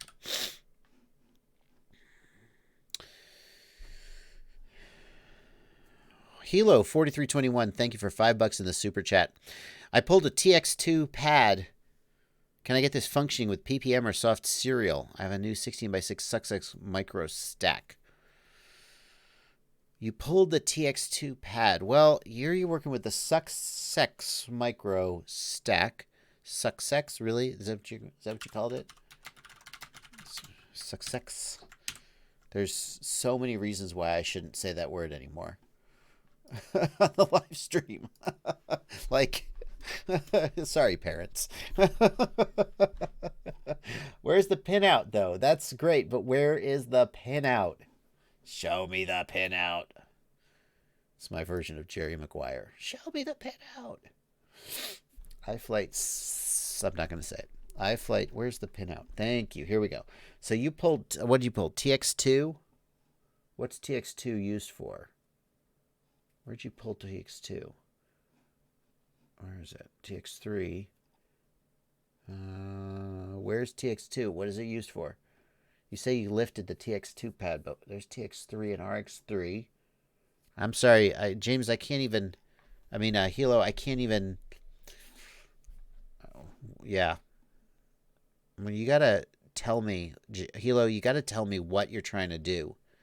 Okay? With TX2. Okay? All right. That was only 7 minutes ago. You probably see it.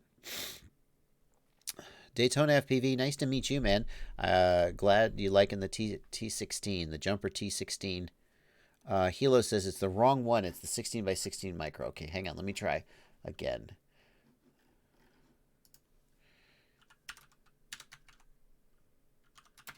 Is that going to do it if I search for that micro? Oh. No. Here we go. This is the 16 by 16 right here. Okay, great. Hang on. We got the right thing. Close other tabs. There we go. T2. Okay, now what did you lift, though, Hilo? I'm looking for your messages there, dude. Yeah, I got it. What did you lift? TX2. What else could you use? The real question is, what are you trying to do with TX2? Because, like, if it's the receiver, no, you can't do that with soft serial. But if it's if it's smart audio, yes, you can remap the PPM pad to soft serial and then use that instead. So you got TX2, so it's smart audio. The factory pinout shows TX2 being used for smart port. Yes. If you lifted the TX2 pad, Hilo, what I would do is remap the PPM pad to soft serial and use that instead for smart port. In fact, I might do that anyway because it's a lot easier to solder this PPM pad and then you get your UART back. So there you go, Hilo. That's your answer. No, Hilo, if you're trying to connect the RxSR with S-Bus, then you're going to be using RX2. Hang on. You can't use TX2 for SmartPort and RX2 for S-Bus at the same time. That you can't do that. So yeah, Hilo, use RX2 for S-Bus and remap PPM to soft serial for SmartPort. That's what you should do. Okay. But first figure out why you're lifting pads. Be honest with yourself. Am I bad at soldering? Because it's just going to keep happening. If your soldering iron is like too hot, if it's one of those cheap $8 Radio Shack soldering irons with a giant honking tip the size of your size of your finger, that's the problem. So you're just going to keep lifting pads. Don't keep soldering badly and damaging equipment. Just bite the bullet and get a good soldering iron that's going to treat you right. Eric Sitton wants to know, hey, Bardwell, do you ever follow or watch any other non-FPV related YouTubers? Let's look at my subscription list. Let's go look at who I'm subscribed to. This is risky. Who am I subscribed to on YouTube? Uh-oh. Now, don't be looking at my history and drawing conclusions, okay? I'm trusting you guys by putting this stuff up on my live stream. Number 1 subscription. This is the first guy I was ever a patron of. Manny a True Nerd. He's a gaming YouTuber. I've just loved him ever since the beginning, and he's one of my favorites. Who else do I sub? Captain Disillusion. If you guys don't know who Captain Disillusion is, he is one of the most he has a lot of subs now, but I still think he's underrated. He is a great visual effects artist who deconstructs YouTube videos and shows you why they're fake and how they were done. Video Game Donkey, if you like video games, you know who Video Game Donkey is. Yeah, non-FPV. Let's see, who is non-FPV? I don't even know who is Vocative. I don't know who that is. Let's see. All right, now these are all FPV people though. That's about it. Apparently that's it. They're all the rest of them are FPV. Video creators, that's a how-to YouTube guy. Yep. Ooh, Every Frame of Painting. If you've never watched Every Frame of Painting, they stopped making content. This is video essays about movies. They are amazing. You must watch them if you're into cinema movie making. All right, there you go. There's a little answer for that. There you go. Predator Hobbies wants to know about the Fat Shark Recon 2. Diego Pedro, I watch Veritasium with my son, but I don't actually sub. I should sub, right? You got to hit that bell. You got to sub and hit that bell. I know. Veritasium is awesome. You know who else is awesome? Is Smarter Every Day. Awesome. Smarter Every Day. Fantastic. I want to be like him when I grow up. He's just such a good YouTuber. He makes such amazing content. Chamber, you're not last. I didn't forget you. You're just chilling out here talking to each other. So when a question comes up, I don't always notice. That's the problem with the Discord. The Discord is talking to each other while I'm doing all this. So when it's scrolling by, it's not like registering anymore. Djibouti. any thoughts on the smart audio to receiver versus smart audio to flight controller? Trying to see if there's any real advantage. Yeah, so what Djibouti is talking about there is if you have Crossfire, you can wire up your smart audio video transmitter directly to pin IO4 on the Crossfire receiver. That's the Crossfire Nano. It's pin IO4. And then you don't have to use a UART on your flight controller to control the video transmitter. The real reason this was created, I think, is for like flying wings and planes and stuff. They don't have a flight controller a lot of the time, and that would still let you control your video transmitter through the Crossfire system without ever needing a flight controller. But if you've got a flight controller and you're short on UARTs, you can wire the video transmitter straight to the Crossfire receiver and control it that way. Now, the downside of that is that you must use the Crossfire system to control the video transmitter now. So you're going to be using the Lewis script if you have a Lewis script, or if you have a full-size Crossfire module, you're going to be using the joystick on the back of the Crossfire module. You won't be able to do it anymore with the OSD, for example. Which is better? Personally, I like using the Betaflight Lewis script to do it. The Crossfire Lewis script, it takes like 7 mouse clicks or 7 button clicks in OpenTX to get to. I have no idea why. But the Betaflight Lewis script is easy to get to with a single button click, and that's how I like to change my settings. I also sometimes like to use the OSD if I've got a quadcopter where telemetry isn't set up. That being said, I wouldn't have a problem with doing it via the Crossfire. The big disadvantage there is, well, you have to be using Crossfire and you have to be using smart audio, which most, to be honest, most video transmitters do. So that's the big advantage / disadvantage. If you have a flight controller, I think you could do it either way, but it is nice having that in your back pocket if you run out of UARTs.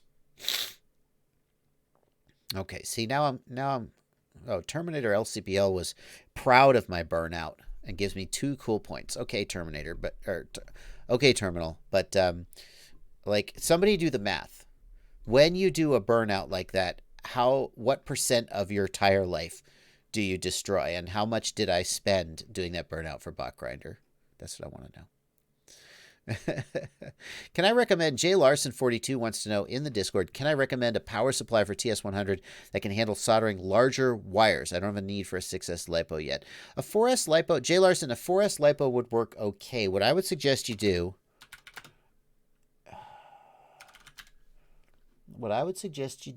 is, hang on. What I would suggest you do is look for a tip, because you can make up for low power with a heavier tip, and get the TSC4 soldering tip for the TS100. So if you're soldering heavy wires and you've only got a 4S battery, using this heavier tip, it has more thermal mass and it holds the heat better, and it makes up for the fact that you only have a 4S input. As far as a power supply, I don't know about that. I think you could probably use like I think it's only like 60 watts. So if you have like a 90 watt, 19 volt laptop power supply, you could definitely run your TS100 off of that, but you would need to swap out the tip. It's a kind of unusual size for the tip for the barrel plug. But you could buy an XT60 adapter and convert the laptop power supply for that. That's what I would do today, though. If you got 4S batteries, get that TSC4 tip. In fact, I will just post you a link here in the Discord, and that'll probably do what you need to do.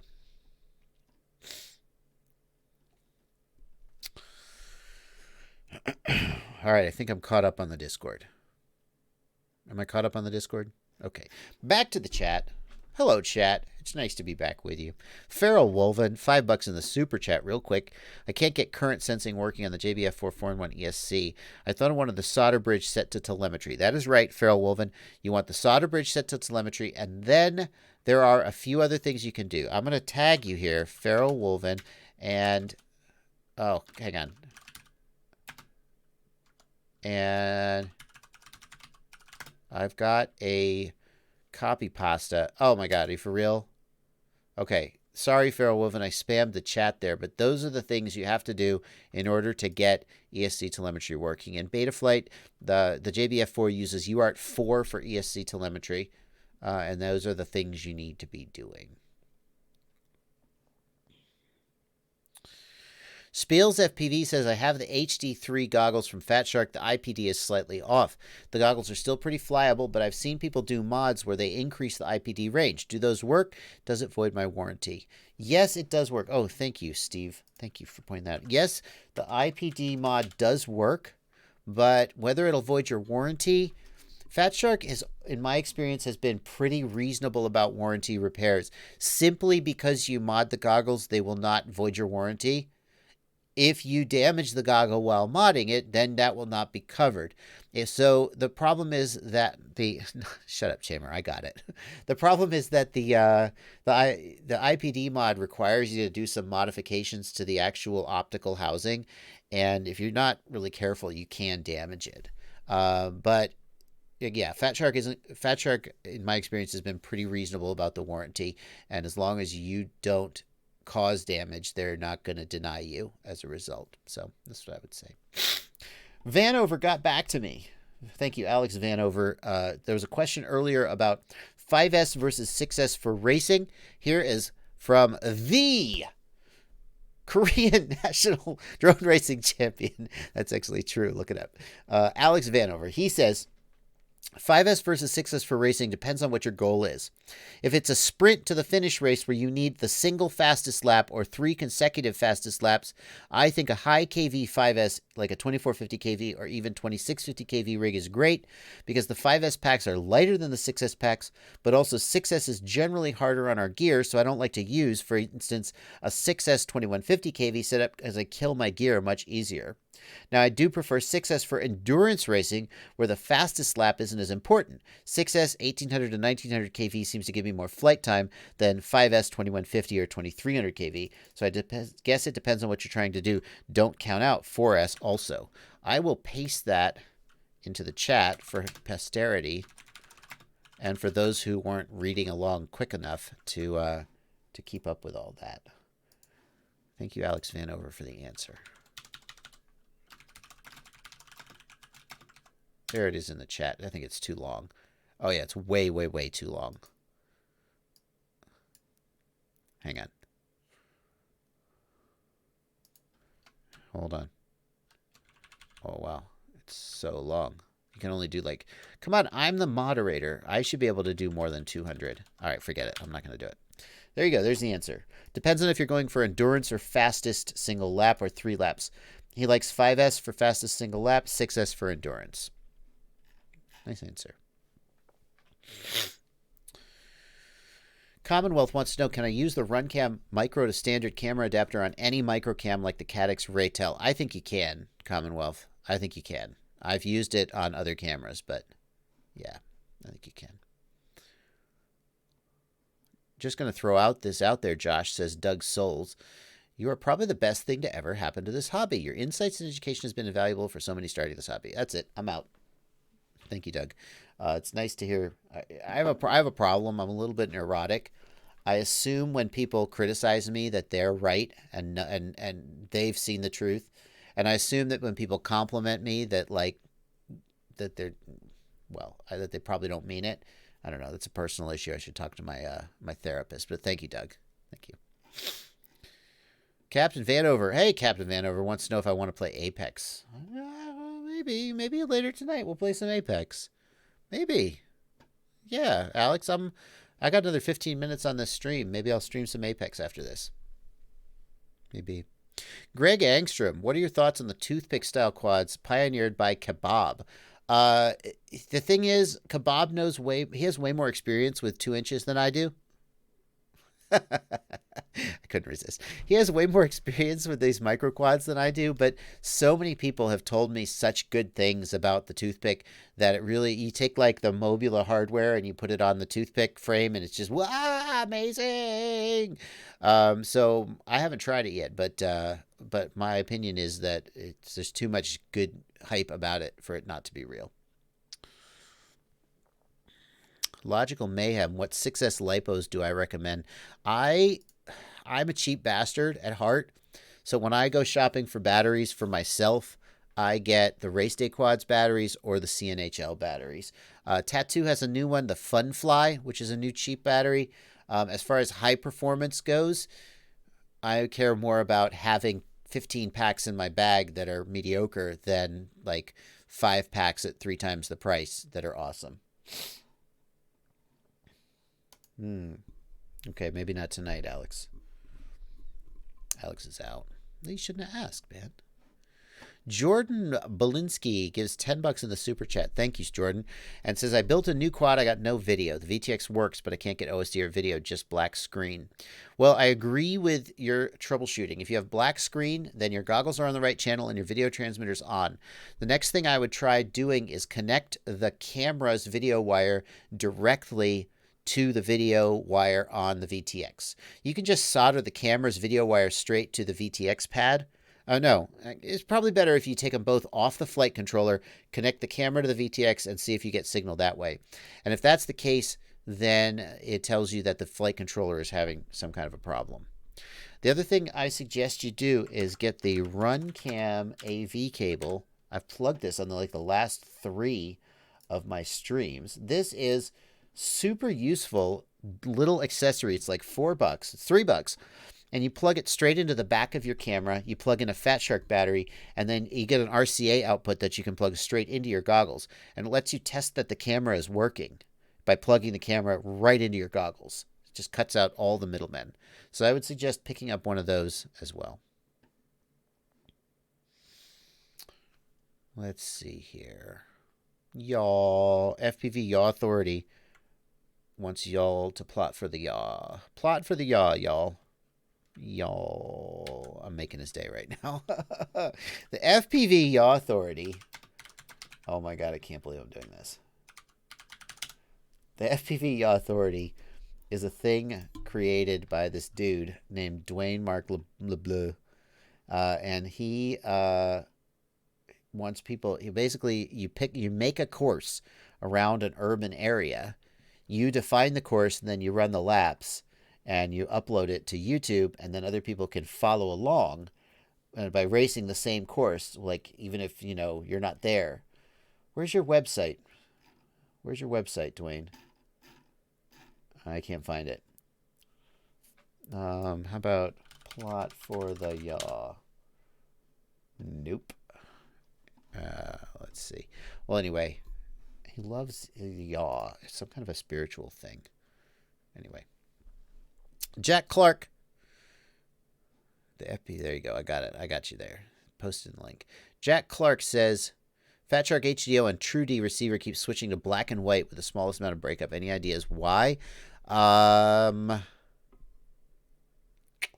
inclined to blame the TrueD, Jack. Can you swap in a different module by any chance? Borrow one from a friend, or put your TrueD in their goggles and try and do a little bit of process of elimination on that one. Grimy Gravy in the Discord says, I have an interesting problem. Just finished a Kakute F7 with Teco 32 metal ESCs. When I use the motors tab, both motors 1 and 2 spin when I raise the motor 1 slider. When I use motor 2, both 1 and 2 spin. Here is the answer to that. Grimy Gravy, you have 2 signal wires that are touching. Usually this means that the pins are touching in the housing, or maybe the plug is slightly damaged and the pins are touching. So that's the answer. When you raise the slider and 2 motors at the same time spin, it usually means that the pins are touching each other. So look for physical damage and figure out why the pins are touching. Jack, I'm glad I was able to get to your question. I know some of you guys are asking questions in the chat, a bunch of questions, the same question multiple times. I apologize I can't get to them all. It's unfortunate. There's just too many questions for me to answer every single one, but yeah, Jack, I just answered the question, though. No, I got it. I got you, man. Yeah, that's the answer. All right. Scooter FPV wants to know. Scooter FPV wants to know if after hard stick inputs, there's a weird slow wobble. Is the flight controller faulty? Scooter FPV, in a situation like this, I would probably want to see video or black box, because it's hard to know exactly what you're describing. But a slow wobble, yeah, I would tend to think that a failing ESC or motor would cause a sudden dip of the arm followed by a recovery. So a slow wobble, yeah, I'm leaning toward the flight controller. Dio Murdaka wants to know about the results of the VTX testing. So just a quick update. I sent a quick update for those who weren't following along. I released test results for the TBS Unify HV, which showed that in my testing, it did not output as much power as its rated output. Trappy lost his dang mind. I could have seen that coming. And he lost his mind. I should be fair. He lost his dang mind because people started filling up his inbox and support system with a zillion messages saying, "You lying bastard, how dare you rip us off by saying your VTX makes 1 watt and Bardwell says it doesn't." And he was rightfully annoyed at that. I would be too. So he went on Facebook and he live streamed and he said, "Look, here is my video transmitter. Here is my $40,000 Spectrum analyzer. And look, it makes exactly the output power that it says it does." So I was like, okay, well, let's figure this out. So I actually said I was going to send my VTXs off to IB Crazy. Some people were like, well, he made the Triumph. He kind of works with TBS. Is he fair? And I actually have full confidence in Alex Grieve that he would just be fair because I just feel like he's a person who has integrity. But I actually got a better offer. I reached out to, I'm not going to say, when I release the results, I feel like I really have to tell you who did the testing because you need to know that. I can't just say, it was somebody you should trust me. But I can't tell yet because they're doing it for free on the side. They do RF testing and validation full time. They work for a lab. I searched for labs that do testing and validation. And I reached out to him and I said, how much would it cost for me to send you this VTX and have you test it and tell me if my results are right or not? And he, and the guy who got the email was like, hey, so-and-so, this guy does FPV. Don't you also do FPV? And so actually recognized my name and was like, hey, listen, if we were to pay us, it would be too expensive, but I can do it for you. So that's the current situation. The VTX and the Immersion RC, all the equipment has been sent to this guy who works in this test lab that all they do is validate. And so this is legit. And it is not Alex Grieve. It is a completely independent person. And I'm waiting to hear back for results on that. That's the short version of what. That's not really the short version. It's a pretty long version. So that's the situation now. I have not gotten the answer back from that.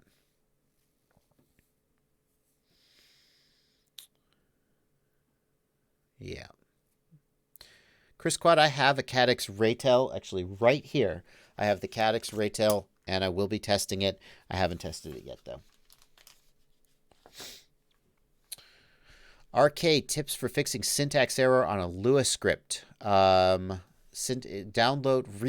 the Lua script and reinstall it. MC's Creations wants to know, okay, but is he a lab rat? I don't know what that is. If you mean is he just like some grad student somewhere? No. This is a professional who works in a lab. I really don't want to say too more because I'm worried that if I give too much information about who's doing the testing, his boss will get word of it and then he'll be like, wait a minute. So I'd like to only release the name of the person who did it after he gives me the results. Okay.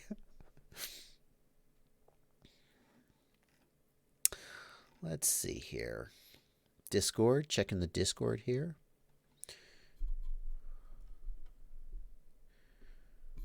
Talking about batteries, Technobabbler wants to know 4.35 versus 4.20 volts. Tattoo's high volt batteries are much more expensive than the non 4.2 version. Is it worth it? That's a tough question, Technobabbler. Some 4.35 high volt batteries are kind of just rebranded 4.2s, and very shortly after you get them, they just lose all their capacity and performance. A good, well-made, legit high volt battery will be able to be charged to 4.35 with minimal reduction in performance. Whether tattoos are one of those, I couldn't say. I haven't done extensive testing on those. But high volt batteries definitely do give you more power and more power density just because charging to a higher voltage. The question is, will they self-destruct after 10 cycles or 20 cycles? No way to know about that.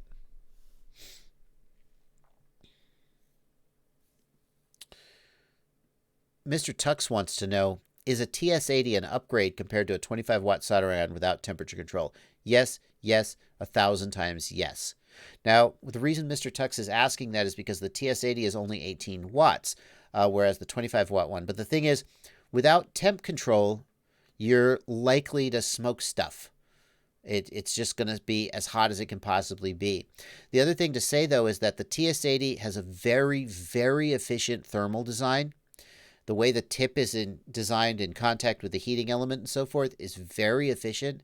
And so the 18 watts of the TS80, I would put that up against like a 60-watt regular iron any day of the week, and I think it would hold its own. The TS80 is a fantastic iron. The TS100 is a fantastic iron. The only question is whether you'd prefer to power from USB or whether you prefer to power from like an XT60 or a DC supply.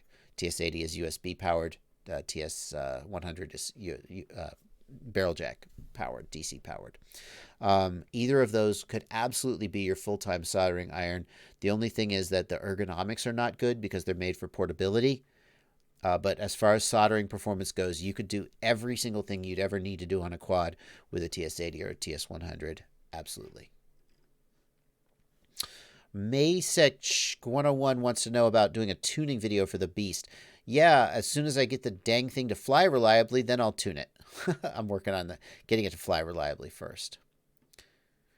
Granted FPV, can I put the first video I ever did in chat? Man, I'd have to go way back to get that. Way back.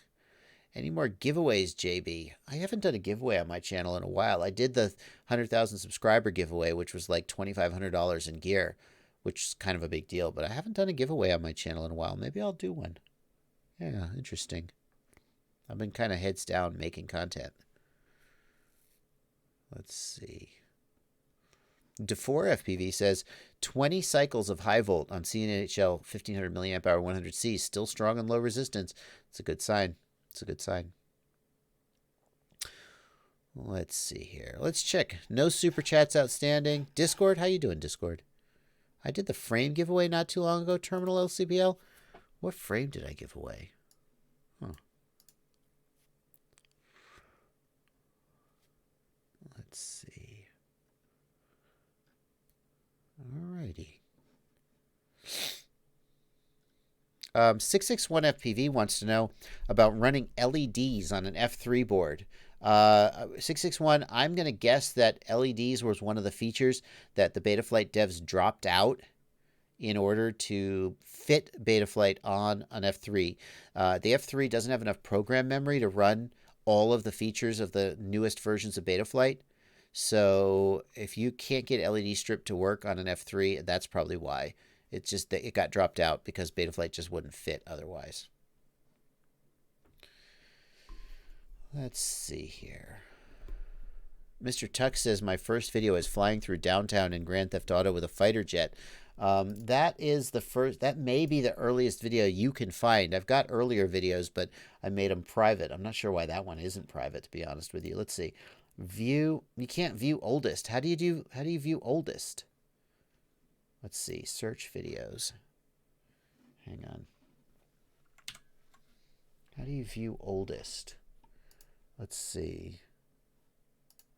How about 2014? No, because then you're going to see all my private videos. Privacy public. There you go. Or, yeah, no. You're going to see all my private videos. I don't want that. 405 and today. Search.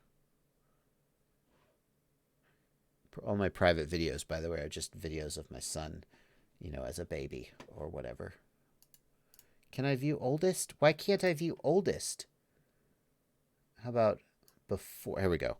Before 2014. I don't think, let's see. This is how we're going to close out the stream. Oh, there you go. Yeah.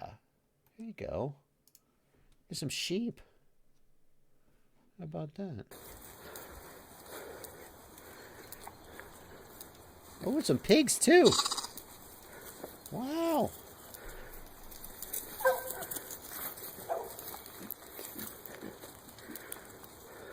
Haven't had pigs in a while. Oh, that's disgusting.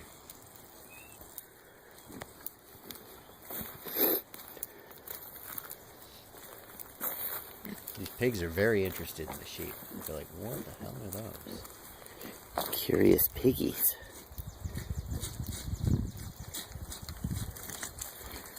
Yeah,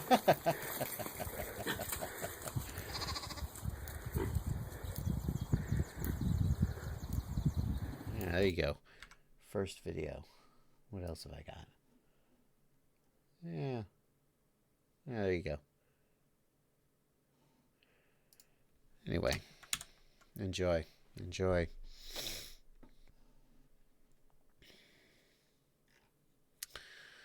Alrighty, guys. Well, on that note, we are going to finish up. It is 10 o'clock. That's about the end of the stream. Thank you guys for coming out.